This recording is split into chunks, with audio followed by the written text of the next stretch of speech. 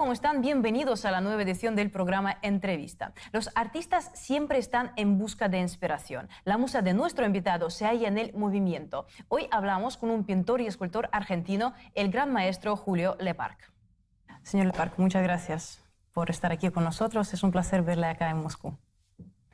Su nombre se asocia ante todo al arte cinético, que es conocido por muchos como el arte en movimiento, que surgió a mediados del siglo pasado. ¿Por qué cree que fue justamente entonces cuando los artistas sintieron esta necesidad de expresar sus ideas utilizando el movimiento? ¿Es un arte inspirado por el apresurado ritmo de nuestra época? Y yo pienso que la continuación de las preocupaciones del comienzo del otro siglo, como los cubistas, los futuristas, los dadaístas, y después las experiencias que se hicieron en otros lugares, como en Alemania con la escuela del Bauhaus, los diferentes artistas que desarrollaron preocupaciones que se acercaban de alguna manera realmente como Mojolinái, que trabajó con el movimiento, o sino ópticamente como Mondrian, que hizo cosas muy interesantes, Albers también, que creaban esa idea de relación visual con cierta ilusión de movimiento óptico. Entonces muchas de estas cosas que surgieron en los años 50 tienen como base todas esas experiencias que fueron hechas a comienzos del siglo, como las obras también de los pioneros rusos como Tatlin. Todo eso es una base que estaba en embrión y que luego, retomado por otros artistas, tomó otro empuje y nosotros vinimos también a aportar o a desarrollar ideas que existían de diferente manera, mismo con Lucio Fontana, que en los años 40 hablaba del espacialismo. Es decir, ¿Y usted personalmente por qué optó por esta forma de arte? No es que haya optado de una manera particular, sino que dentro de lo que yo aprendía en la Escuela de Bellas Artes, en la Academia, en la Escuela Superior de Arte, y luego la reflexión que yo podía hacer, ya sea individualmente o en relación con otros amigos, nos fueron llevando a ver por dónde se podía uno aportar algo o tratar de analizar y ver otras posibilidades de lo que reinaba en esa época, en los años, fin de los años 50, en el mundo en general, que era una especie de gran mistificación alrededor de algo que era muy simple, como la pintura hecha con manchas, o la pintura informal hecha con materia, etc. Fue que entonces lo poco que existía, que quedaba como artistas como Banton Gerlot, Sonia Delaunay, que vivía todavía, Vasarely, que fue un importante elemento para que todo esto tomara un nuevo empuje, que creaban esa base. ¿Usted cómo prefiere que definan su actividad? Porque la verdad es que hace de todo, es pintor, escultor, diseñador, arquitecto. ¿Hay alguna...? No, arquitecto. Pero bueno. Si se trata de las instalaciones, sí, ¿no? sí, Dentro de la ciudad. ¿Hay alguna palabra que pueda resumirlo todo? A veces cuando he firmado algunos textos, más como artista experimentador. De mi punto de vista es al opuesto de lo que puede ser un artista monotemático, que en una época existían mucho y que siguen existiendo, es decir, esa preocupación que ya en la Escuela de Bellas Artes nos imponían o nos decían que teníamos que tener un estilo propio. Entonces hay muchos artistas que de manera obsesiva buscan algo que los caracterice, y a veces toman una pequeña cosa y la desarrollan durante 40 años. A veces bien, otras veces nada más que una repetición fácil de algo que no tiene mucha importancia. Entonces la actitud que yo hablo es más bien de experimentar, de buscar, mismo de confrontar, de crear un diálogo con otros artistas, de buscar la reflexión en común y también las realizaciones que se pueden hacer en común, dejando un poco de lado el individualismo, como hablábamos antes, para en una confrontación fructuosa pueden surgir cosas diferentes, cosas nuevas. El diálogo es muy importante para este tipo de trabajo, porque es como una especie de confrontaciones con algo que va y que viene, y que va y que viene, y la misma idea se transforma con el que la recibe, y después vuelve ya diferente. Si comparamos sus trabajos con, digamos, las formas artísticas tradicionales, parecen ser mucho más complicadas, porque usted no está creando solo una imagen, una obra de arte. De hecho, se trata como de una serie de obras de arte, porque está pensando en cada imagen que va a ver en cierto momento el espectador. ¿Esto es un desafío para usted? En algunos casos es la puesta en relación de dos elementos. A veces a lo mejor es un rayo de luz con un elemento diferente, y la unión de esos dos elementos hace que aparezca otra situación. Entonces los parámetros de control de esos dos elementos pueden ser limitados o simplemente esbozados, y luego hay una intervención de la multiplicación de imágenes o a veces el azar que también interviene, y la participación del espectador de diferentes maneras. Eso justamente quería preguntarle a usted, ¿qué importancia le da a la interactividad? ¿Es algo opcional o desde el principio sus trabajos se idean como algo donde tiene que participar el espectador? No obligadamente, sino que poco a poco la idea que nosotros habíamos recibido en la Escuela de Bellas Artes de que el arte nunca es apreciado por sus contemporáneos. Entonces hay ejemplos, los impresionistas, los cubistas, etcétera, etcétera. Y que la gente es incapaz de apreciar el arte de su tiempo. Y poco a poco nosotros nos dimos cuenta que la gente tiene mucha capacidad de observación, en la medida de que no esté bloqueada por exigencias que el mismo medio le impone, diciendo: usted conoce algo de estética, no mucho, bueno, entonces no puede apreciar el arte contemporáneo porque ha estudiado historia del arte, bueno, algo, pero entonces, y la gente que no ha estudiado y que no conoce nada está completamente fuera del círculo de gente que puede apreciar. Y después, cuando uno estará bien en el círculo ese que puede apreciar, en realidad no aprecia gran cosa, sino que se pliega a fórmulas que le son dadas por algunos críticos de arte o algunos historiadores, y todo queda en la nada. Entonces, el trabajo nuestro es ver de qué manera, muy poco a poco, podían obtenerse una relación con el que mira, que nosotros empezamos a considerar que era muy capaz y que podía, con sus facultades normales de cualquier persona, establecer una relación con propuesta muy simple. Que esa relación era mucho más importante que estar sometido a dictar de la moda o a dictar de los conocedores del arte. Pero entonces, ¿quién es su público? ¿Son estos expertos que saben de arte, que frecuentan las galerías? Por ejemplo, una persona que no tenga preparación especial, ¿puede llegar a entender su mensaje? Es que no hay mensaje, el mensaje es la relación que se crea de manera natural. Yo he observado muchísimas exposiciones y en encuestas que hemos hecho, ya sea en forma colectiva, a veces individuales. La gente tiene una capacidad de observación y una predisposición y una manera natural de acercarse a las cosas. Pero si entre la cosa que ellos van a ver y ellos mismos se le ponen un montón de telones, usted tiene que saber tal cosa, tiene que conocer esto, tiene que saber esto, tiene que haberse desarrollado de tal manera, etc. Entonces no llega. Dan media vuelta y se van, porque es como están diciendo usted, es un ignorante, no, por más que le presentemos una maravilla, no la va a entender. Y si en vez de una maravilla son a veces cosas que son muy simples. Si es una mancha, bueno, es una mancha, uno mira, es una mancha. Pero si detrás de la mancha los que son sabios en arte empiezan a decir que está el sentido, la filosofía, la meditación, etcétera, etcétera, la misticidad y qué sé yo, la gente mire, ve una mancha y todo lo demás son imposiciones. Y entonces la gente dice: ya bastante imposiciones tengo en mi vida, cotidiana con mi patrón, con el empleo, con el diputado, etcétera, etcétera.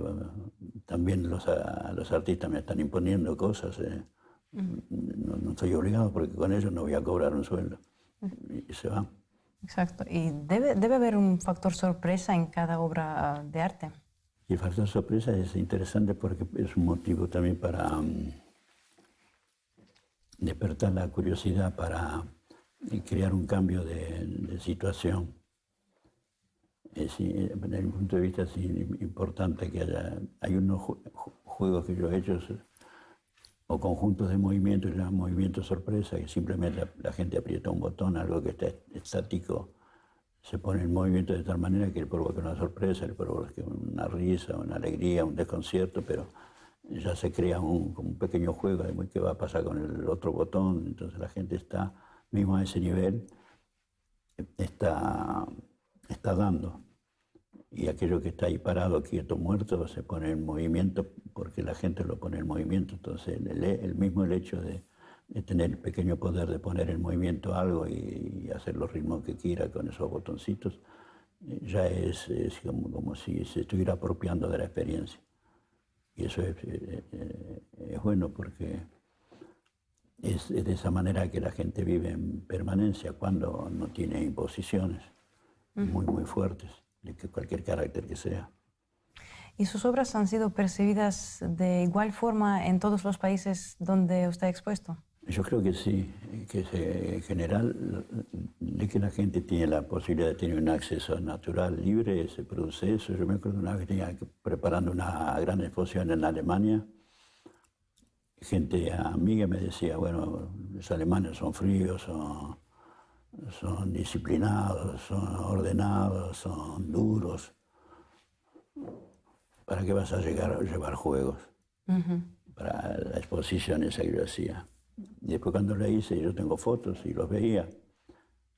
Los jóvenes alemanes que hacían muchísimas más cosas que lo que estaba prevista. Habían hecho unos juegos con unas cuerdas, se colgaban, hacían esto, se ponían en relación unos con otros, se ponían en competencia, jugando y haciendo cosas que en general dice, bueno, un alemán es muy cuadrado, muy serio, pero de que la gente en general, si alemán a lo mejor está reaccionando igual que un brasilero o que un cubano que le gusta la samba o un parisino que es más racional, pero yo pienso que de la medida que se llega a conseguir esa posibilidad de relación natural, libre con la gente responde siempre.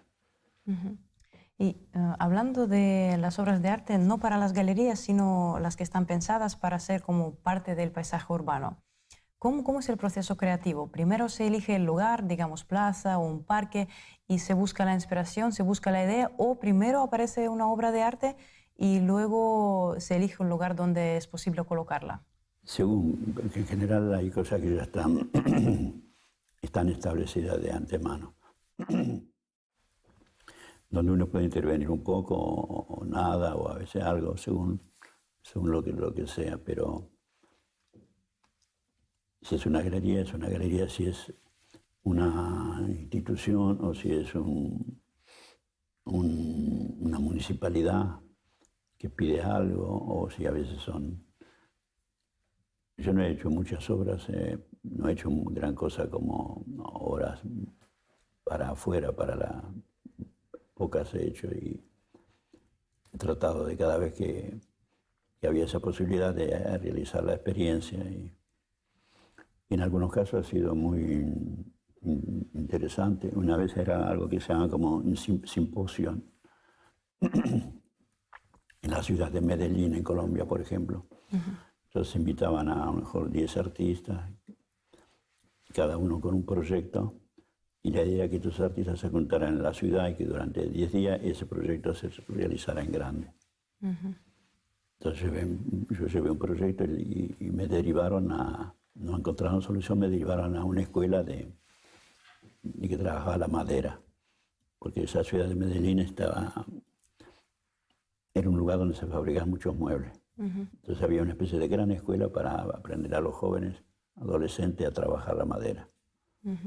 Entonces me llevaron ahí, yo trabajé con él, fue muy interesante porque había que realizar todo en 10 días, una escultura que a lo mejor tenía, no sé, 12 metros de altura, 10 metros de altura.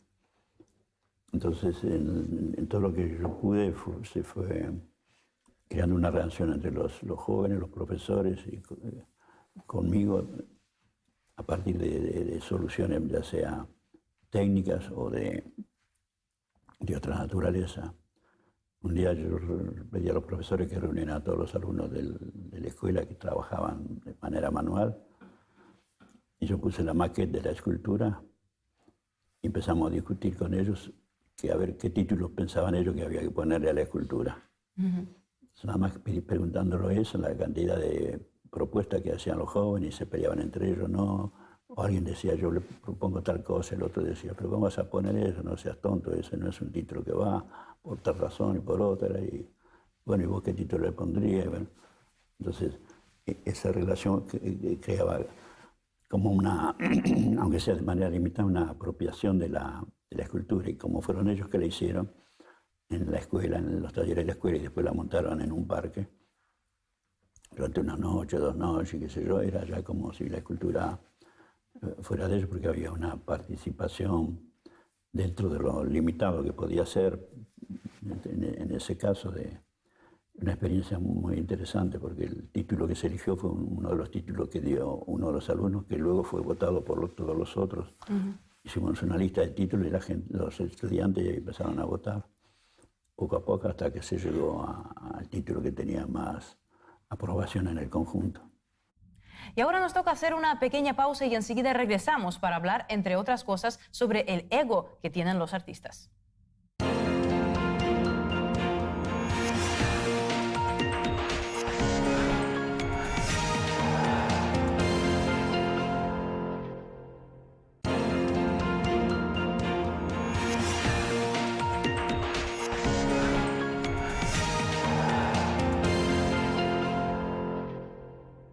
Y seguimos conversando con el conocido pintor y escultor argentino Julio Leparc. Las posibilidades que brinda hoy en día el Internet, el actual diseño digital, son impresionantes, incluso para la presentación de las obras del arte. ¿Qué opina, qué significa para usted estas herramientas? Estas herramientas informáticas, el Internet, el diseño digital, porque me parece que tienen mucho que ver con algunas ideas de sus trabajos. Seguramente, como yo soy de una generación mucho más vieja que todo eso, desde el punto de vista técnico no está a mi alcance, pero yo veo las posibilidades que hay en desarrollo que existen continuamente, que la gente por intermedio de esos instrumentos pueden decidir de que un cantante, una cantante salga al triunfo porque han apreciado lo que cantan y la manera de cómo lo cantan, y esa cantante o cantante no tiene necesidad obligadamente de hacer el recorrido tradicional para llegar a tener un poco de éxito. Eso le puede ayudar. Y después hay cantidad de cosas en la gente puede intervenir, cosas que son hechas a mitad y la gente puede completarlas y seguirlas, pero es más bien a un nivel individual, entre una propuesta que circula en el aire y la persona que está en su casa con la computadora y la pantalla. Pero en lo que se refiere al arte cinético, por ejemplo, sé que su hijo, inspirándose en sus trabajos de los años 50, hizo geometrías animadas, se llamaba algo así, como basándose en sus ideas y utilizando las herramientas que brinda el Internet, el diseño digital de hoy en día, hizo algo, digamos, lo que hacía usted, pero más moderno, más actualizado. Sí, pero no como obra de arte de él, él no tenía esa pretensión, porque lo que hace es otras cosas, con esas mismas herramientas hace muchas otras cosas diferentes.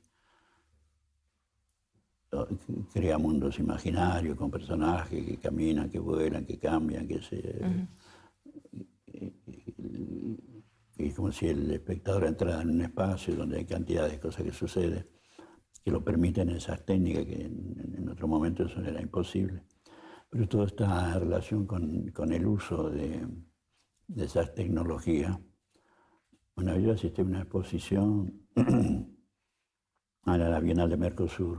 Yo estaba invitado, tenía un piso y en el piso de abajo había una exposición que se llama Arte y Tecnología, algo así. Y a veces había participaciones que eran únicamente un despliegue de medios técnicos, con proyecciones, con pantallas, con ordenadores, con programas y cables y cosas y todo. Y a veces uno se entraba en un espacio y se sentía abrumado por cosas y no encontraba más mínimo sentido. Pero con la misma técnica había un artista. Yo me acuerdo que había presentado había una pantalla muy simple donde estaba esta flor, como que se llama, en Argentina llaman el panadero, que es una flor así que uno la sopla, se van volando las cositas redonditas, así con... Sí. Bueno, entonces en la pantalla había una flor de esa entera y la gente se daba cuenta inmediatamente que adelante de él, como en un pupitre, había algo, y si la gente se acercaba y soplaba en la pantalla, se volaban 3 o 4 de esas cositas. Soplaba más, se volaban más. Entonces había esa interrelación y la imagen era muy simple, blanca, sobre un fondo gris, y las cosas iban volando, cayendo, y tenían un sentido en su propia simplicidad.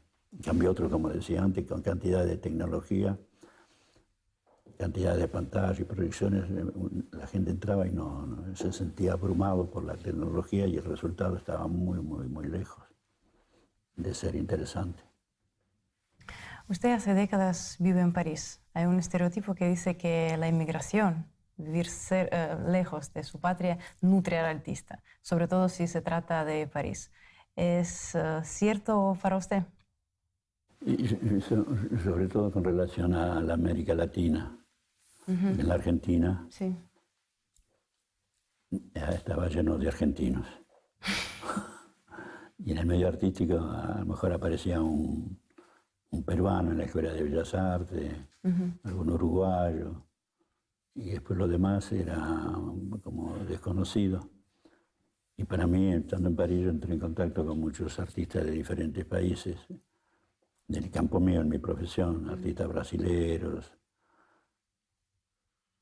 más uruguayos, chilenos, colombianos, venezolanos, mexicanos. Y a través de ellos, lo que sucedía en América Latina también tomaba importancia. Que si había un golpe de Estado militar en Brasil, inmediatamente uno lo veía como los golpes de Estado que habían sucedido en Argentina. Y si a veces habían cuestiones de solidaridad con ellos, había maneras de organizar para ayudarlos un poquito en lo que fuera. Entonces todos esos países para mí tomaban una realidad. Entonces saliendo del cono sur, poco a poco, estando fuera, en París, la América Latina se fue conformando de una manera más precisa con esa relación y luego con el interés que yo ponía a estar al tanto de lo que sucedía en América Latina. ¿Y cuáles fueron sus razones para emigrar? De haberse quedado en Argentina, sus obras habrían sido muy distintas a lo que son. Y posiblemente porque es otro medio, otra confrontación. En Argentina, mismo siendo estudiante en Bellas Artes, uno podía tal vez trabajando los sábados y los domingos, porque en general todos los estudiantes íbamos a la escuela durante la noche y durante el día trabajábamos. Poco a poco podía organizarse una pequeña exposición y una otra cosa, tener un pequeño reconocimiento, participar con suerte en el Salón Nacional, etcétera, etcétera. Pero llegado a París todo eso desapareció completamente, esas posibilidades desaparecieron. Uno no podía entrar a participar a ningún salón, las galerías estaban todas cerradas, el medio era muy hostil mismo con los extranjeros, la gente también. Entonces eso creaba una exigencia mucho mayor. Y en la medida de que uno pudo resistir y responder a esa exigencia, fue que se fueron apareciendo cosas. Y eso mismo fue provocando otras cosas que se fueron sucediendo en los años. Hay otro estereotipo que dice que los artistas suelen tener un ego muy grande. ¿Usted personalmente qué relación ha tenido con su propio ego? Yo tengo un ego tan grande que pretendo no tener ego. Ya. Otra cosa que quería preguntarle. Usted se ha dedicado al arte durante toda la vida. ¿Existe jubilación para los artistas? ¿Es posible cansarse de crear? Es eso lo que yo espero siempre, jubilarme. Y no hay, cada vez que yo hablo de eso, no, me dicen que no, que un artista tiene que seguir trabajando. Y yo que quisiera irme al Caribe, a estar en una hamaca, tomando cóctel de fruta con un poquito de alcohol. No hay caso. Y entonces sigue creando. ¿Y alcanza seguir encontrando esta inspiración, la musa? No es inspiración, es el trabajo cotidiano que va provocando cosas. Hay cantidad de cosas que pueden llegarle a uno por los ojos, por los oídos, por los sentidos, en permanencia. Y que luego, sin que se dé cuenta, toman forma o dan origen a una pequeña experiencia, un pequeño croquis, un dibujo que luego se prolonga, que se ensaya, que se va viendo.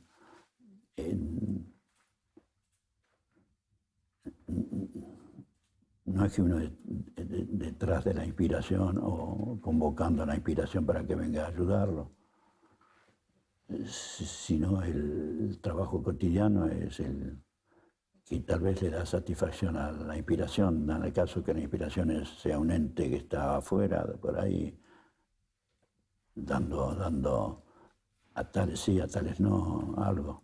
O sea, la inspiración llega trabajando. Y los resultados llegan trabajando, sí. Y la actitud, como yo decía antes, la actitud mía es de experimentar en forma permanente, porque lo otro me aburriría, hacer siempre el mismo cuadro me aburriría, en cambio, mismo si lo que a veces hago está en contradicción a lo que he hecho antes, no, en la medida de que me siento bien haciendo algo diferente y que pruebo mismo si me puedo equivocar, pero eso me mantiene en vida. Lo otro sería muy monótono repetir fórmulas ya aceptadas. Muchísimas gracias. Muchas gracias a ustedes por haber estado con nosotros. Hasta la próxima edición del programa Entrevista.